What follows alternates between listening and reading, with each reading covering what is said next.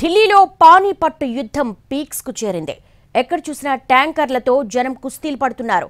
చిన్న పెద్ద అన్న తేడా లేకుండా బిందెలతో పరుగులు తీస్తున్నారు. ఢిల్లీలో నీటి సమస్యపై ప్రతిపక్ష నేతలు నిరసనలకు దిగుతున్నారు. హర్యానా నుంచి ఢిల్లీకి రావాల్సిన నీటి వాటాపైన సుప్రీంకు వెళ్లింది ఆప్ సర్కార్. అయితే యమునా బోర్డే ఈ సమస్యకు పరిష్కారం చూపుతుందని సుప్రీం ధర్మాసనం తెలిపింది.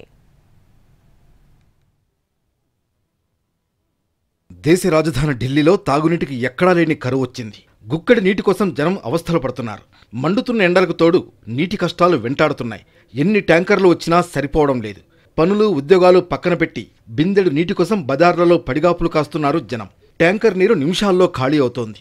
ఎటు చూసినా మహిళలు చిన్నారులు బిందెలు పట్టుకుని రోడ్లు పొడవునా కనిపిస్తున్నారు.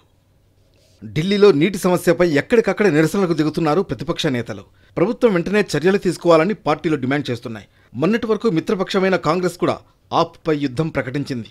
కాంగ్రెస్ నేతలు ఆమ్ ఆద్మీ సర్కారుకు వ్యతిరేకంగా ఆందోళనకు దిగారు. నీటి సమస్యను పరిష్కరించాలంటూ ప్లకార్డులు పట్టుకుని నిరసన వ్యక్తం చేశారు. మట్టి కుండల్ని పగలగొట్టి ధర్నా చేశారు.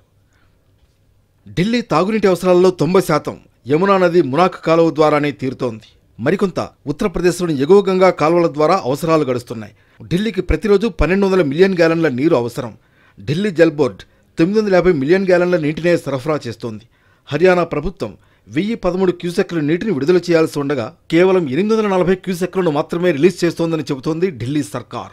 హర్యానా నీటి సరఫరాలను తగ్గించడంతో వజీరాబాద్ రిజర్వాయర్లో నీటి మట్టాలు తగ్గుతున్నాయి. దీంతో ఉత్తర పశ్చిమ ఢిల్లీలోని ప్రాంతాల్లో నీటికి కరువు వచ్చింది. ఇదే అదనుగా ట్యాంకర్ మాఫియా రెచ్చిపోతోంది. ఇష్టారీతిగా డబ్బులు వసూలు చేస్తోంది. హర్యానా నుంచి ఢిల్లీకి రావాల్సిన నీటి వాటా పైన సుప్రీంకోర్టుకు వెళ్లింది ఢిల్లీ సర్కార్. కేంద్ర ప్రభుత్వ కుట్రతోనే ఈ నీటి కష్టాలు వచ్చాయని ఆరోపిస్తోంది ఆప్ సర్కార్. మరోవైపు ఇన్నాళ్లు నీటి సరఫరా చేసిన హిమాచల్ ప్రదేశ్ సైతం ఢిల్లీ సర్కార్కు హ్యాండ్ ఇచ్చింది.